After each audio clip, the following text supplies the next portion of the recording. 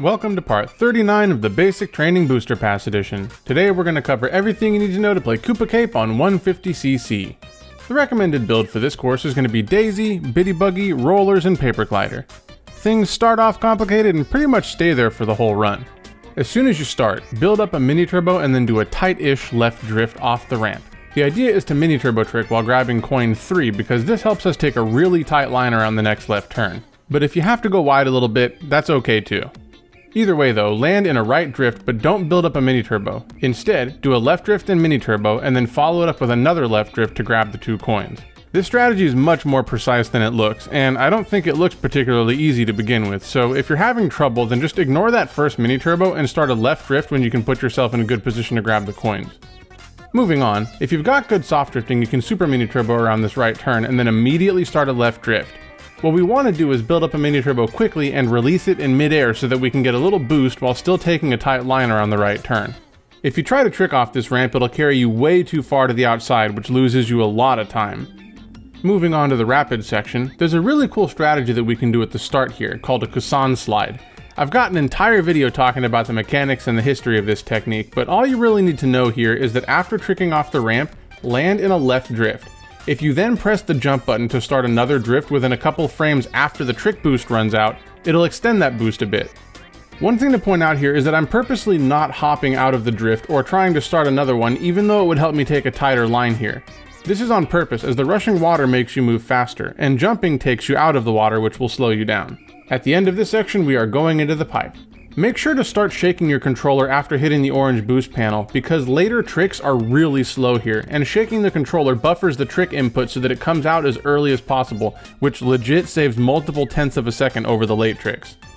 After going into the pipe, start a wide left drift, only tightening right as you're about to get the first coin.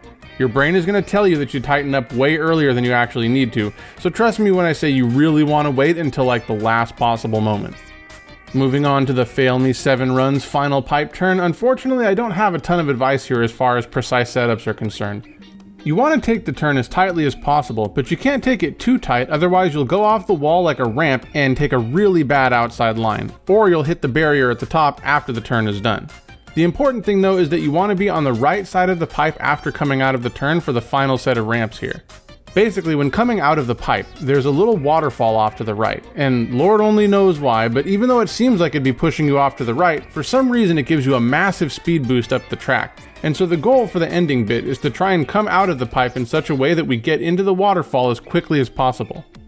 The way we're going to do that is by tricking off the right edge of the first ramp and then holding up and right on the joystick to get back to the track as quickly as possible and start a wide right drift. Position yourself in such a way that you're approaching the middle coin and then tighten up your drift just as you're about to approach the final orange boost ramp.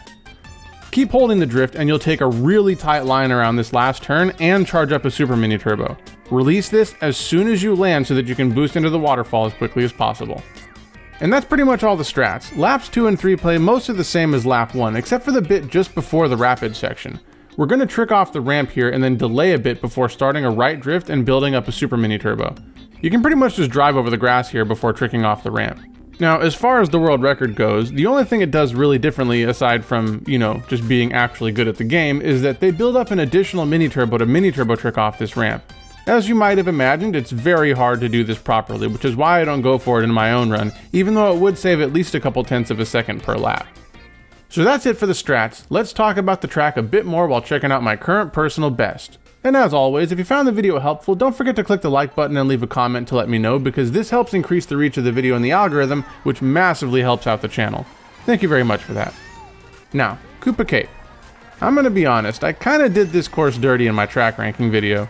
To be clear, I still think the track probably sucks to play online because of the pipe section, but it's way more fun to time trial than I initially thought it was gonna be. There's really 2 types of courses that I like to time trial in this game. One is the Mario Circuit 3 type, where you play the track like one time and immediately know what you need to do. Don't get me wrong, it's not an easy course, but it's one of the courses that most heavily rewards you for just being good at the game. Koopa Cape is like the exact opposite of that, where pretty much every turn needs to be taken in a really specific way. And even though some of these strats are not intuitive at all, you really only need to watch a good run like once or twice to start making good progress. Again though, don't misunderstand me here. Koopa Cape is still a really challenging course to play properly. There's a ton of strategies that require precise timing and positioning to execute properly. For example, the mini turbo tricks at the start of each lap, the Kusan slide, and the final turn in the pipe section. But unlike something like Vancouver Velocity, which don't worry, we'll get to in the next video, there's really not a lot of stuff here that I'd say is inconsistent, just difficult. But what's nice about Koopa Cape's difficulty is that it perfectly walks the line of managing to keep your hands busy the whole time without making them feel like they're going to fall off. There's really only two gripes I have with the track. The first is the music, which just sounds really close to its Wii counterpart, and feels kind of empty in relation to a lot of the other songs in the game. The other is the pipe section. While I don't care much for cycle-based crap in this game, and wholeheartedly welcome the removal of those silly electric spinners, after watching a run of the Wii version, it feels like there's just not a lot of pretty things to look at in the 8 Deluxe version, which is kinda weird, and it just makes it feel lackluster in comparison. Now, to be clear, I've always said that as long as the tracks are fun to play, that's by far the most important thing. And on that front, Koopa Cape definitely nails it for me.